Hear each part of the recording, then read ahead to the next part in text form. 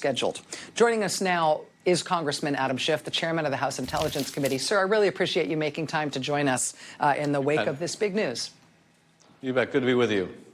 So let me ask first about this phrasing in the letter that you have sent tonight to Special Counsel Mueller. We consistently communicated our committee's intentions to issue these subpoenas if necessary, and we now understand it is necessary to do so. Should we see this as a friendly subpoena that Robert Mueller believed had to be issued before he could accept an invitation to testify? I don't think the special counsel's office would characterize it as a friendly subpoena. He did not want to testify. He made that very clear. Nonetheless, they will respect the subpoena. He will appear. He'll be testifying before our committee in open session. Each of our members will have an opportunity to ask questions of the special counsel.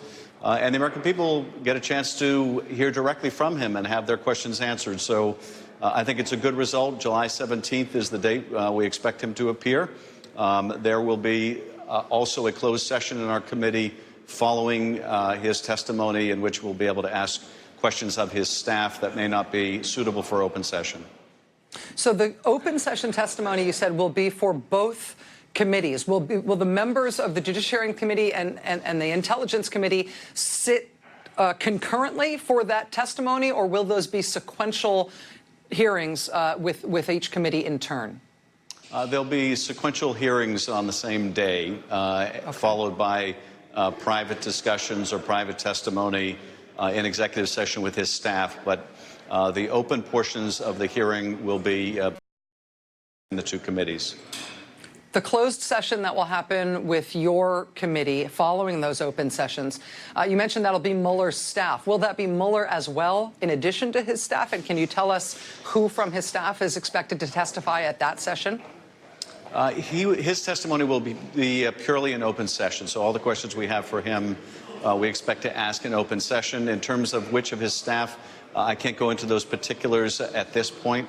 But there are any number of areas that may involve redacted material or that may involve a pending case where it's appropriate to ask those questions in closed session.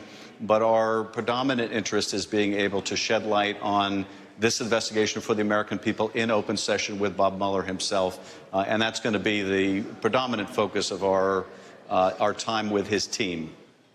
You mentioned that Mueller's office would not see this as a friendly subpoena, that he did not want to testify. Is that also true of his staff? And will they be testifying under subpoena, or are those appearances voluntary?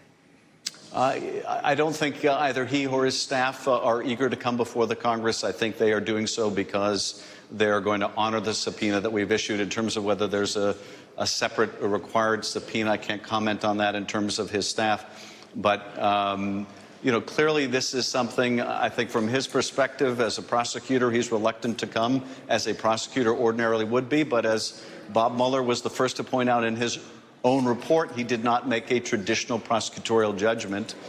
He did refer this matter to Congress. We have taken up that referral, and it's fully appropriate in our view that we have the opportunity to flesh out what the Russians did, how they did it, what the role of the Trump campaign personnel were, what were the counterintelligence issues, what was the process used to handle the counterintelligence concerns, where are the findings, all of these questions and a great many more. The American people should have the opportunity to pose through their representatives to Mueller himself. We never felt it was sufficient to rely simply on a written report or a 10-minute statement without the ability to follow up with questions. Because we, the public, have had so little visibility into the way that Mueller works and how he and his team have approached their duties, and obviously there's been a lot of controversy over the way they chose to approach their investigation to present their findings, I think it's always been a little bit fuzzy for us outside this process to understand why it is that Mr. Mueller does not want to testify, why he is resistant to speaking at all, as he put it, beyond the four corners of the report that he and his staff put out in writing. Can you shed any light on that for us and tell us what these negotiations have been like? I've seen you express dissatisfaction or impatience or frustration that it's taken this long to arrange his testimony. Well, I will let the special counsel speak for himself and their office speak for themselves. But I think that what they have represented to us is that they view themselves as prosecutors, and prosecutors don't normally talk outside of the trial or outside of the indictment. But let's face it, this is not a traditional prosecutorial case. And what's more, Bill Barr has felt more than free as the Attorney General to speak well beyond the Mueller report. And if he is able to speak beyond the four corners of the Mueller report, then so too should Bob Mueller feel free to do so. So we have never concurred with that judgment, but I think that's where they're coming from.